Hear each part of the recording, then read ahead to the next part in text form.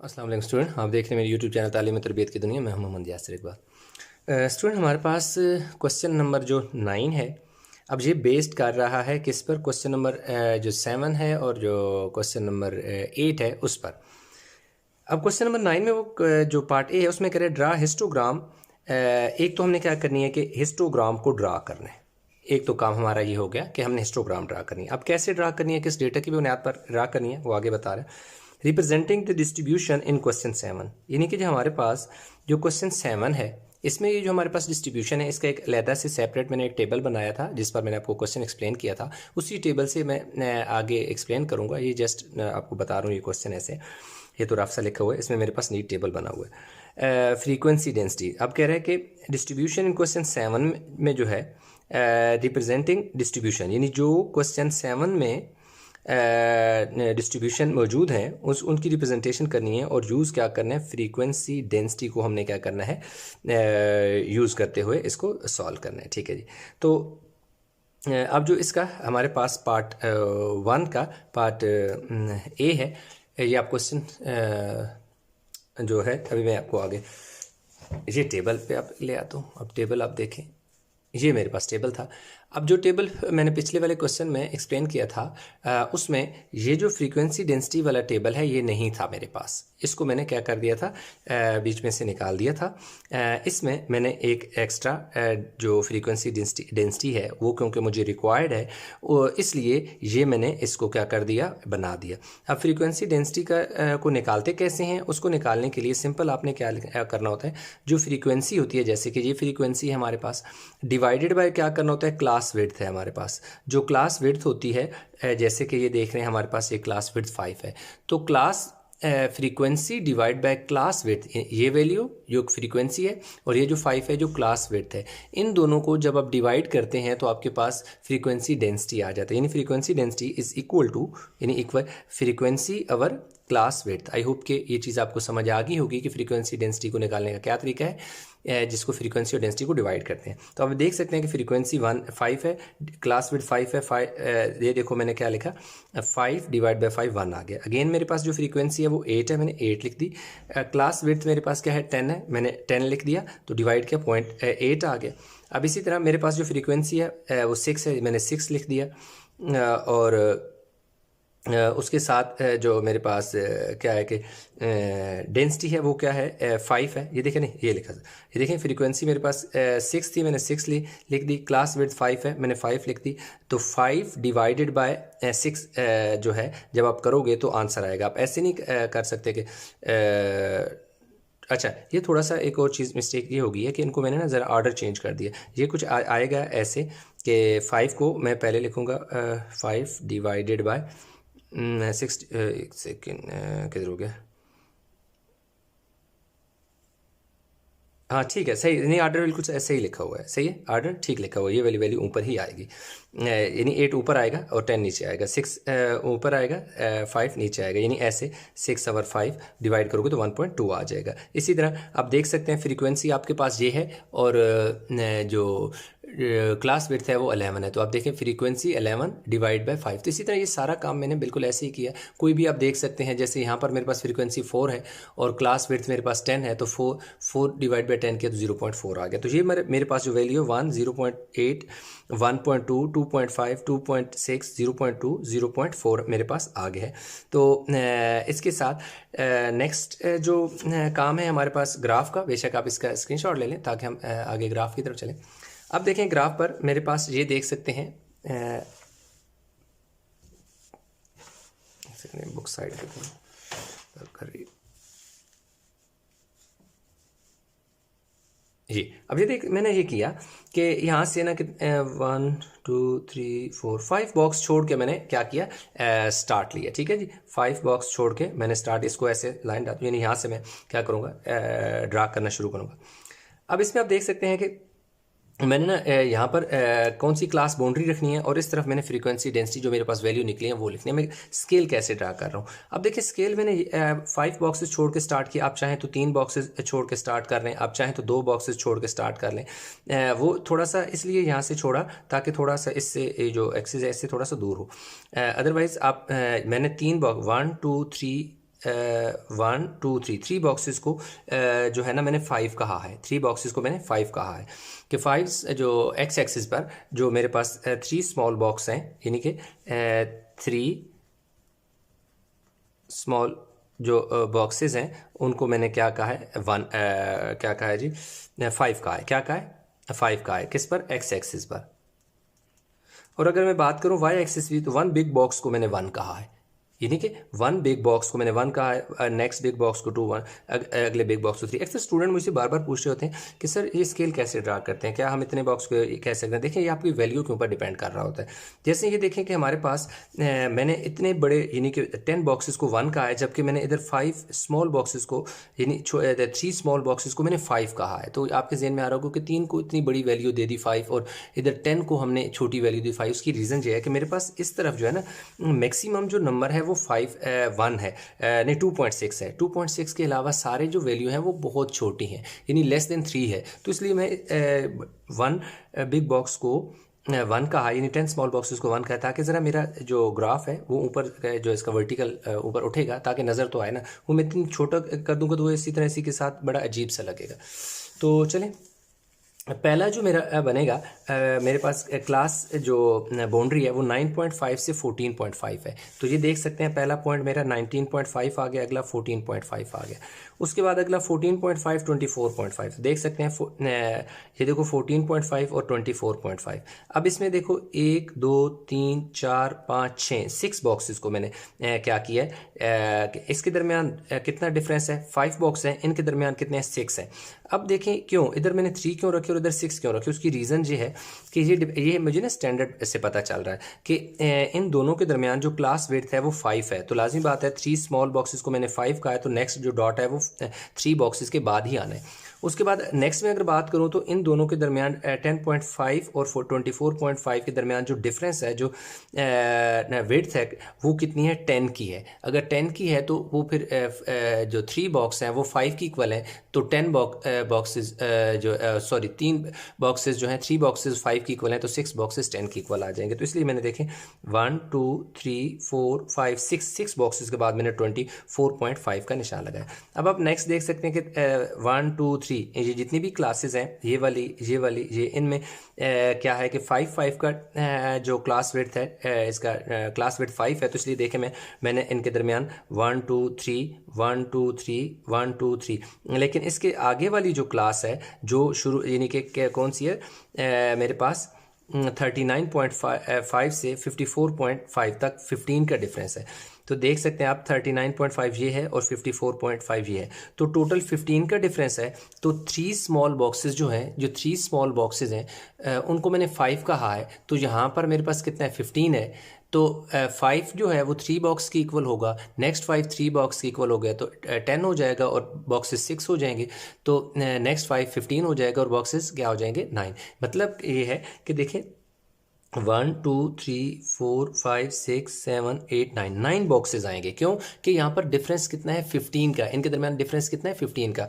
तो 1 2 3 3 बॉक्सेस के बाद 5 आएगा, नेक्स्ट 3 के बाद 5 आएगा और फिर नेक्स्ट 3 के बाद 5 आएगा। तो इसलिए यहाँ पर 9 बॉक्सेस का डिफरेंस छोड़ने का, एक इस पॉइंट और इस पॉइंट के दरमियान 9 बॉक्सेस लिए छोड़े क्योंकि इनके दरमियान जो क्लास विड्थ है वो 15 है। अब इसी तरह नेक्स्ट क्लास विड्थ आप देख सकते हैं कि मेरे पास क्या है, 10 है। अगर 10 में देखें 54.5 और 64.5 जो क्लास बाउंड्री है उसके दरमियान 10 है, तो आप देख सकते हैं जो 10 में है तो फिर 6 बॉक्सेस आएंगे, 1 2 3 4 5 6। अब देखो 6 बॉक्सेस क्यों आएंगे, 6 बॉक्सेस इसलिए आएंगे क्योंकि 3 बॉक्सेस 5 की इक्वल हैं, तो यहाँ 10 है तो 6 बॉक्सेस 10 की इक्वल होंगे। इसी तरह यहाँ 15 की जगह हमने दरमियान यानी इस 39.5 और 54.5 के दरमियान 9 बॉक्सेस छोड़े। क्यों छोड़े, क्योंकि 3 बॉक्सेस 5 की इक्वल हैं, तो 9 बॉक्सेस 15 की इक्वल हो जाएंगे।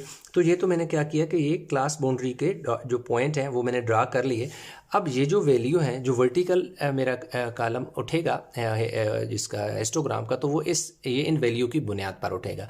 क्यों कि जो मेरी हिस्टोग्राम बननी है वो क्लास विड्थ और फ्रीक्वेंसी डेंसिटी की बुनियाद पर मैंने बनानी है। तो अब आप देख सकते हैं कि पहली जो वैल्यू है वो क्या है, 1 है। तो अब आप देख सकते हैं कि 1 मेरे पास कहाँ है, यहाँ पे है। तो यहाँ से मैंने कितने बॉक्स छोड़े हैं, 1 2 3 4 5। तो 1 के सामने 5 बॉक्स छोड़े, 1 2 3 4 5, एक डॉट लगा लें। उस डॉट को नीचे वाले डॉट से क्या कर दें, ज्वाइन करा दें। ये देखो ज्वाइन हो गया। उसके बाद 1 2 3, ये देखें 3 है क्योंकि इसके दरमियान इधर भी 3 है, तो 3 के बाद डॉट लगाएं और ऊपर से इनको आपस में ज्वाइन कर दें। और बाद में इस वाले पूरे जो है इसको आपने क्या कर देना है, ऐसे आराम से बड़ा एक अच्छे से अंदाज से इसको शेड कर देना है। ठीक हो गया, तो आपका पहला जो है बन गया। नेक्स्ट अगर देखें तो जो क्लास मोड है 14.5 और 24.5, तो इसमें हम देखेंगे कि इसकी हाइट कितनी जाएगी, वो हमें फ्रीक्वेंसी डेंसिटी से पता चलेगा, क्योंकि उसने क्या कहा था कि फ्रीक्वेंसी डेंसिटी की बुनियाद पर करें। तो 0.8 है, तो लाजमी बात है 0.8 है तो स्मॉल 8 बॉक्सेस आएंगे। कितने आएंगे? स्मॉल 8 बॉक्सेस कहते हैं, क्योंकि देखो 1 ये 0 है या 1 है, तो टोटल कितने बॉक्सेस हैं? 10 है, तो एक बॉक्स 0.1 के इक्वल हो जाएगा। ये देखिए पहला बॉक्स 0.1, 0.2, 0.3, 0.4, 0.5, 0.6, 0.7, 0.8, तो ये देखिए 0.8 है। और कितने बॉक्सेस हैं? 6 बॉक्स। इस तरफ गिनो, 1 2 3 4 5 6, इधर देखें 6 बॉक्स। क्यों कि यहाँ से यहाँ तक 6 बॉक्सेस हैं, तो इनके दरमियान भी 6 बॉक्स होगा, ऐसे हो गया। और इसको इसके साथ नीचे आप चाहें तो ये जो 4 बॉक्सेस हैं उनको 5 की इक्वल कह सकते हैं, 2 बॉक्सेस को भी 5 की इक्वल आप कह सकते हैं। अगर यहाँ पर मैंने 2 बॉक्सेस को किया होता, 5 की इक्वल कहा होता, तो यहाँ पर फिर मेरे पास कितने आ जाते? 4 बॉक्सेस आ जाते, मतलब इनका डबल हो जाता। क्योंकि अगर 2 बॉक्सेस 5 की इक्वल हैं तो 10 की इक्वल 4 बॉक्सेस होंगे, और 15 की जगह कितने आ जाते? फिर 6 आ जाते, यानी 2 बॉक्सेस 5 की इक्वल, नेक्स्ट 2 जो है नेक्स्ट 5 यानी 10 की इक्वल, और नेक्स्ट यानी 6 बॉक्सेस 15 की इक्वल। तो ये भी हमारे पास आ गया। अब देखिए नेक्स्ट जो है 24 और 29 वाली है। ये देखिए 24 और 29 वाली है, इसमें देखो 1.2 है, तो लाजमी बात है ये हाथ पे देखो 1 बन रहा है, ये देखो 1 बन रहा है ना, तो 1 से ऊपर 1.2 होगा, क्योंकि 1 और 2 के दरमियान टोटल 10 बॉक्सेस हैं, तो वन स्मॉल बॉक्स 0.1 की इक्वल है। तो इसी के ऊपर आपने 2 पॉइंट, ये देखो 2 बॉक्सेस ऊपर लेने हैं। इसको इसके साथ देखें ऐसे आपने क्या कर दिया, ज्वाइन कर दिया। और इधर कितने 3 बॉक्सेस हैं, 1 2 3, ये देखें 3 बॉक्सेस, इनको ऐसे ज्वाइन करके नीचे इधर, क्योंकि इन दोनों के दरमियान जो डिफरेंस था वो क्या था? 5 का है, यानी 24.5 और 29.5 के दरमियान 5 का डिफरेंस है, यानी इन दोनों में से के दरमियान जो डिफरेंस है 29.5 में से 24.5 निकालो तो 5 बचते हैं। तो इसलिए 1 2 3 बॉक्सेस आए, क्योंकि 3 बॉक्सेस को हमने क्या कहा हुआ है? 5 कहा हुआ है। तो इसको भी हम ऐसे शेड कर देते हैं, ये आ गया। इसके बाद जो नेक्स्ट है क्या है? 29.5 से 34 वाला, 29 पॉइंट ये 29. 1 सेकेंड 30, हाँ ये वाला है। इसमें मेरे पास देखो कितना है? 2.5 है, यानी 1.2 हो गया ना, 1. इसके बाद देखो 1.2 यानी ये भी हो गया, ये भी हो गया 1.2 का। अब देखो 2.5, तो 2.5 बहुत सिंपल सी बात है। ये देखें 2 जो है ना, इसके ऊपर आपने क्या करना है? 5 बॉक्सेस को मैं ऐसे स्केल रख लेता हूँ इसके साथ, और यहाँ पे देखें, ये देखें यहाँ से 2 आ रहा है, हो सकता है थोड़ा, ठीक है। यहाँ पे देखें क्या आ रहा है? 2 है ना, तो ऊपर 5 बॉक्सेस, 1 2 3 4 5, ये देखें जी, ये 2.5 आ गया। और इसके इधर देख सकते हैं कि कितने हैं? 3 बॉक्सेस हैं, तो 3 बॉक्सेस देखें यहाँ पर आ गए, इसको इधर ज्वाइन किया और नीचे भी इनको आपस में क्या कर दिया? ज्वाइन कर दिया। तो ऐसे आपने ऐसे शेड कर देना है। मैं इतना ज़्यादा टाइम नहीं वेस्ट करता, नेक्स्ट में चलता हूँ नेक्स्ट पर। अब नेक्स्ट में आप देखें तो 2.6 आ जाता है जी। 2.6 सिंपल सी बात है, इससे हल्का सा ऊपर जाएगा बेशक। 2.5 है, तो 2.5 के बाद कितना है जी? 2.6, तो एक बॉक्स और ऊपर जाएगा, इसमें इतना फ़र्क नहीं है क्योंकि 0.51 को कहा हुआ ना। तो इसमें कितने हैं जी? 3 बॉक्सेस हैं, तो 1 2 3 बॉक्स इस तरह आ गया, ये यहाँ पे आ गया, और इसको नीचे ले आए।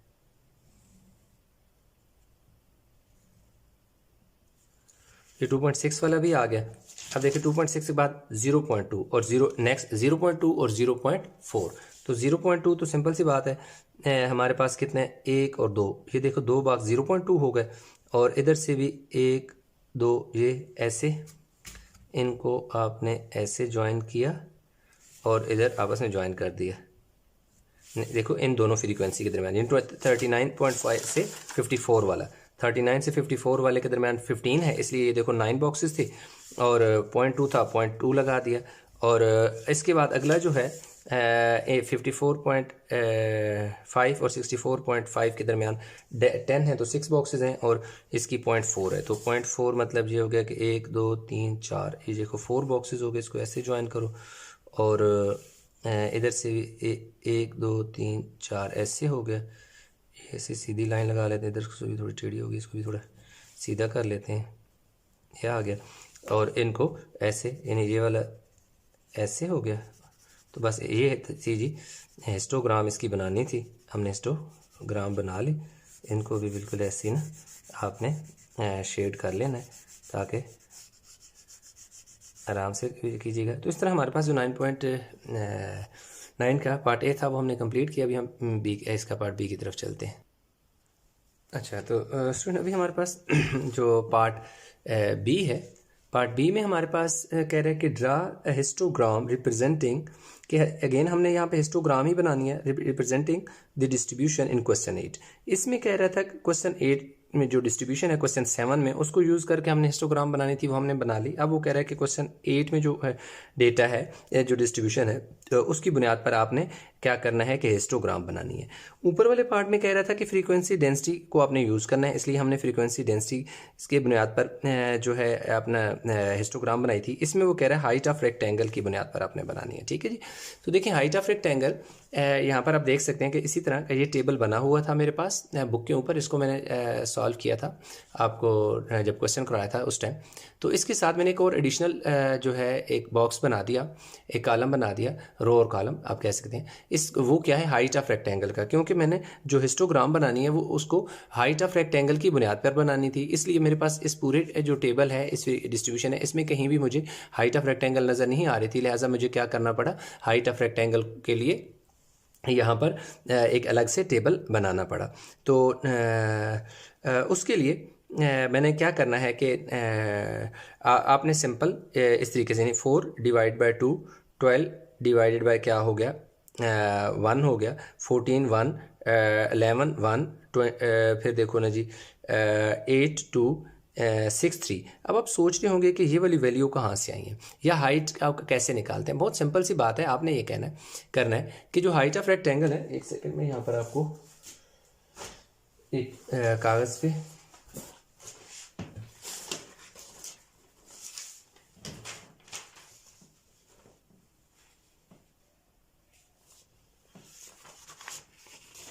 अच्छा, इसमें देखिए ना मैंने क्या निकाली कैसे है, मैं आपको थोड़ा सा बता देता हूँ। अब देखिए मेरे पास जो हाइट ऑफ रेक्टेंगल है ना, वो कैसे आ गई, मैं 2 मिनट यहाँ पे लिख लूँ फिर आपको बताता हूँ। Height of rectangle,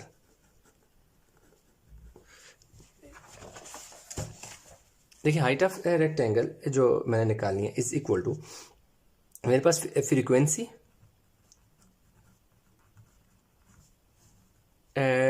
divide by class width आप कहें, नहीं बल्कि आप स्टैंडर्ड कहेंगे, लिखेंगे। अब स्टैंडर्ड का क्या मतलब है, अब जैसे अब आप देखें यहाँ पर मैंने क्या लिखा, 4 डिवाइड बाई 2 लिखा। फार्मूले में मैं आपको क्या कह रहा हूँ, यानी 4 डिवाइड बाई 2 है, जबकि जो फार्मूला है उसमें मैं आपको बता रहा हूँ कि फिर फार्मूले में हाइट ऑफ रेक्टेंगल फ्रीक्वेंसी और डेंसिटी। तो ये देखिए मेरे पास फ्रीक्वेंसी आप देख सकते हैं कि मेरे पास फ्रीक्वेंसी जो है वो क्या है, 4 है। तो अब देखें मैंने 4 लिखा। अब देखिए आगे क्या है, डिवाइड करना है किससे, स्टैंडर्ड से। तो ये देखिए डिवाइड बाय 2। अब 2 का क्या मतलब हुआ, अब देखिए जो स्टैंडर्ड है बेसिकली यहाँ पर सेट हुआ है वो 10 के इक्वल है। स्टैंडर्ड 10 जो है वो इक्वल 1 कंसीडर होगा, सॉरी लिख दिया, 10 इज इक्वल टू 1 स्टैंडर्ड बनेगा। वो भी मैं एक्सप्लेन करता हूँ, बस आपने ये ध्यान में रखना है कि 10 है तो 1 है, 20 होगा तो स्टैंडर्ड 2 हो जाएगा, 30 होगा तो स्टैंडर्ड क्या हो जाएगा, 3 हो जाएगा। ठीक है जी। अब यही चीज़ है, यानी 30 पे स्टैंडर्ड 3 होगा। तो अब आप देख सकते हैं कि यहाँ पर 30 है, जो क्लास विड्थ का 30 है, तो उसका जो स्टैंडर्ड बनेगा वो स्टैंडर्ड उसका क्या बनेगा, 3 बनेगा। देखो इसलिए मैंने देखो क्या किया कि जब मैंने फ्रीक्वेंसी जो मेरे 6 है, जब तो ये देखो मैंने 6 डिवाइड बाय 30 के बजाय मैंने क्या लिखा 3 लिखा। क्यों कि जो मैंने स्टैंडर्ड सेट किया हुआ है वो 10 को 1 कहा हुआ है, यानी 10 को 1 है ना, ये ऊपर खुद दिया हुआ है। जैसे कि क्वेश्चन नंबर 1 में ये स्टैंडर्ड ऊपर जो 7 था उसमें देखो ये था ना कि 5 का स्टैंडर्ड जो है 1 कहा हुआ था उसने, 5 1 मल्टीप्लाई बाय स्टैंडर्ड, उसने ऊपर देखो क्वेश्चन में खुद ही बताया हुआ है। यहाँ 5 दिया हुआ है और उसमें हमें 7 स्टैंडर्ड बता दिए कि 1 स्टैंडर्ड है, तो 10 होगा तो 2 स्टैंडर्ड। इसी तरह अगर 15 होगा तो ये देखो 3 स्टैंडर्ड। तो यहाँ पर स्टैंडर्ड थोड़ा सा चेंज है, यानी कि जो 10 है वो 1 की इक्वल है, यानी 10 इज इक्वल टू 1 स्टैंडर्ड की जो वैल्यू है वो 10 वो 1 कंसीडर होगी। सादा ज़बान में आप इसको इस तरीके से समझें। तो इसलिए मैंने यहाँ पर क्या किया कि देखिए frequency that is 4 divide by standard 20 है तो 2 आ जाएगा। फिर देख सकते हैं आप मेरे पास 12 डिवाइड बाय स्टैंडर्ड, स्टैंडर्ड मेरे पास 10 है तो 10 को 1 कहा हुआ। अगेन इधर भी ये देखिए 14 और 11 ये दोनों 1 1 से होंगे क्योंकि 10 है और 10 1 की इक्वल है। फिर मेरे पास क्या है जी 20 है, तो इसलिए देखो फ्रीक्वेंसी 8 डिवाइड बाय 20 है तो स्टैंडर्ड मैंने 2 लिखा हुआ है, इसलिए 2 होगा क्योंकि 10 1 की इक्वल है तो 22 की इक्वल होगा। नेक्स्ट मेरे पास फ्रीक्वेंसी 6 है, ये देखो मैंने 6 लिख दिया। और जो मेरे पास स्टैंडर्ड है क्लास विड्थ 10 है तो उसका स्टैंडर्ड क्या बनेगा 3, तो 3 2 ज़र 6 2 4 ज़र 8 एंड 11 1 ज़र एंड 14 1 ज़र। इस तरीके से मेरे पास ये क्या आ गई हाइट ऑफ रेक्टेंगल का एक कॉलम आ गया। अब इसी की बुनियाद पर मैं क्या करूँगा, अपने फ्रीक्वेंसी जो टेबल है वो मैंने ड्रा किया है टाइम बचाने के लिए, क्योंकि काफ़ी वीडियो लंबी हो जाएगी तो इसलिए, क्योंकि आपको बनाना तो सिखाया हुआ है मैंने ये हिस्टोग्राम, तो इसलिए ये देखें यहाँ पर मैंने इसका प्रॉपर ड्रा किया हुआ है। इस तरीके से इसका क्या होगा बनेगा क्या कहते हैं हिस्टोग्राम। अब हिस्टोग्राम ये देखो बनाया कैसे है ये मैं आपको एक्सप्लेन करता हूँ। अब ये देख सकते हैं 0 से 20 तक क्या वैल्यू है, हाइट ऑफ रेक्टेंगल कितनी है 2 है। तो अब आप देख सकते हैं कि ये देखें 0 है और ये 20 है, हाइट ऑफ रेक्टेंगल 2 है, इसलिए मैंने 0 और 20 के लिए क्या 2 तक देखो हाइट ऑफ रेक्टेंगल ये देखो 2। और देखो मैंने स्टैंडर्ड इसमें किस तरह सेलेक्ट किया कि 1 2 3 4 1 2 3 4 स्मॉल बॉक्सेस को मैंने 1 कहा है एक्स एक्सिस पर। और इसी तरह इस तरफ मैं बात करूं तो इसमें भी मैंने 1 2 3 4 को मैंने क्या कहा है 2 कहा है। सिर्फ इसमें 4 को 10 कहा है और इधर मैंने 4 बॉक्सेस को 2 कहा है।